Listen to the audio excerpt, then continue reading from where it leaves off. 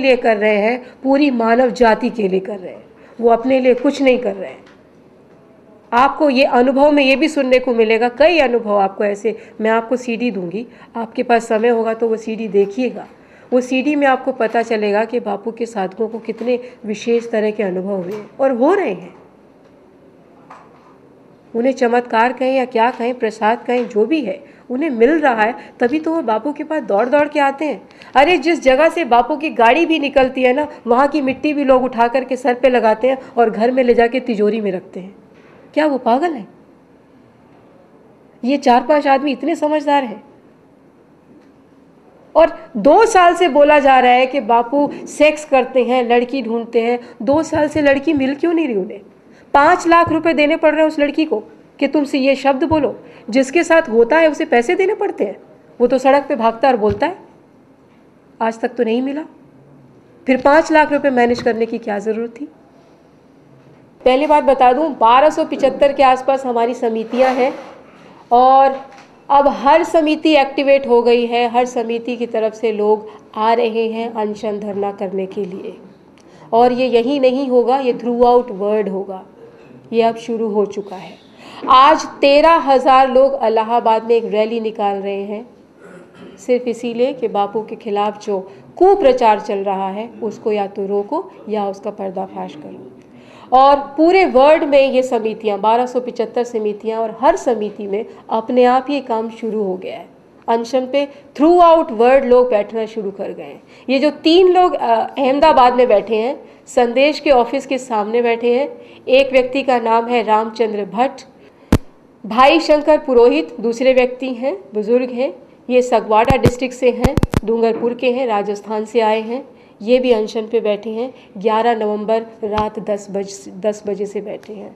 मुझे हैरानी हो रही है, आपके इलाके में 3 लोग अनशन पे बैठे हैं। मैं दिल्ली से आके आपको बता रही हूँ, आपको मुझे बताना चाहिए था। ये तो काम मीडिया वालों का होता है। मुझे बार बार मैं आपसे ये रिक्वेस्ट कर रही हूँ कि अपने ज़मीर को सामने रख के खबर छापिए। हमें कोई गुरेज नहीं है, हमें किसी से कोई शिकायत नहीं है। लेकिन जो संत बापू, हाँ मैं तीसरा नाम बताती हूँ, एच मंजप्पा है। ये शिरमोग डिस्ट्रिक्ट के हैं, कर्नाटका से आए हैं और ये 3 तो बैठ चुके हैं। अभी 20 लोग इस लिस्ट में और जुड़ सकते हैं। समिति उनको इजाज़त नहीं दे रही है। 20 लोग आके बैठ गए हैं उनके पास, लेकिन समिति ने रोक रखा है कि अभी नहीं, रुक जाओ। और ये थ्रू आउट वर्ल्ड चलने वाला है। 18,000 बाल संस्कार हैं और हर बाल संस्कार से व्यक्ति आगे आ रहे हैं कि हम भी अनशन पे बैठेंगे। आप आइडिया लगा लो क्या हो सकता है। कौन बेवकूफ़ है, समझ लीजिए। आप बापू के कौन से आश्रम में रहते हैं? मैं किसी आश्रम में नहीं रहती, मैं दिल्ली में रहती हूँ। मैं बापू के आश्रम में कभी कभी जाती हूँ। कभी कभी का मतलब पूर्णमासी पूर्णिमा होती है। हाँ, एक खबर और छपी थी कि बरगद के पेड़ के नीचे तांत्रिक होता है। जनाब, बरगद के पेड़ के नीचे तांत्रिक नहीं होता है। बरगद का पेड़ आपके लिए भी खुला है, आप कभी जाइए, उसको देखिए। और आपके मन में भी कोई इच्छा हो ना तो 7 फेरे लेकर आइए। आते ही आपकी इच्छा पूरी न हो तो नाम बदलना। तांत्रिक नहीं होता बरगद के पेड़ के नीचे। बरगद की महिमा जानिएगा आप कभी। बापू के ऐसे कई साधक हैं जिन्होंने भगवान को साक्षात देखा है। वो आके बोलते नहीं हैं, ना बापू बोलते हैं ये बात। अगर आपको लिस्ट चाहिए होगी मैं उनके फ़ोन नंबर तक दे सकती हूँ। कौन? मैं मैदान में आती ही नहीं जनाब। मैं तो इसलिए आई हूँ क्योंकि आप सो रहे हैं। मैं एक पत्रकार हूँ। नहीं नहीं नहीं, मैं इसलिए आई हूँ क्योंकि मैं एक जर्नलिस्ट हूँ। मेरे भीतर का जर्नलिस्ट रो रहा है कि आज हो क्या रहा है। मैं इसलिए नहीं आई हूँ कि मैं बापू की साधिका हूँ। मैं कतई नहीं आई हूँ इसलिए। मुझे 7 साल हो गए बापू की साधिका हुए 7 साल पहले मैंने बापू जी से दीक्षा ली थी। 14 साल हो गए मैं एक जर्नलिस्ट हूँ। मुझे तो किस बात का हो रहा है कि खबर के साथ पक्षपात क्यों हो रहा है? क्या ये होना चाहिए? I am sorry I raise my voice but that came from my heart. मुझे दिल्ली से आके आपको जगाना पड़ रहा है, दिल्ली से आकर के।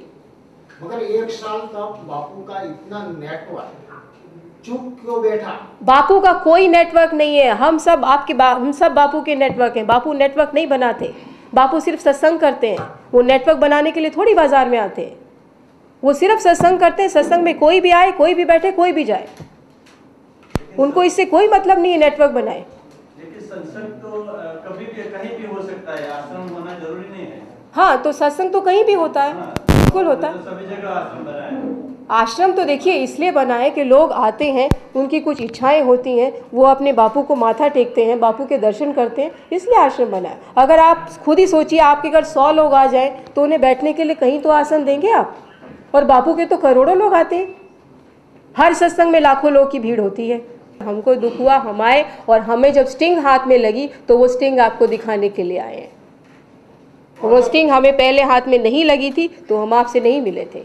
आप बार बार पूछते थे कि उन लोगों का नाम लो, कौन लोग हैं, कौन लोग हैं, कौन लोग हैं, तो आज हम ये बताने जा रहे हैं कि वो ये लोग हैं।